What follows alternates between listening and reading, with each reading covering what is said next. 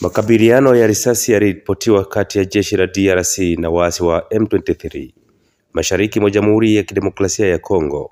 Milio ya risasi nzito na nyepesi ilisikika usiku wa Aprili 11 mpaka 12 katika mji wa Goma.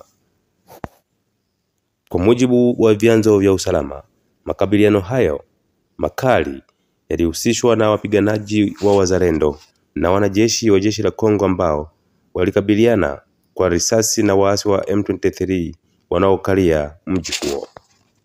Milio ya risasi hii nzito ilianza katika wilaya ya Ndosho kuelekea Balindu kabla ya kuenea katika wilaya kadhaa za magharibi mwa jiji jioni ya Aprili 11. Wakazi wanaeleza kwamba kuishi katika hali ya wasiwasi kwenye vitongoji kama vile Ndosho, Keshero na Mugunga. Milio ya risasi nzito na nyepesi iliyoambatana na milipuko ya makombora ilisikika pia katika eneo la Ndosho na Mugunga na viunga vya eneo ya Nyiragongo. Tulijificha chini ya vitanda kwa sababu ya milio ya risasi. Hatujui ni nini hasa kinaendelea, wakazi kadhaa wa eneo hilo waliambia RFI. FARDC inapambana na waasi wa M23.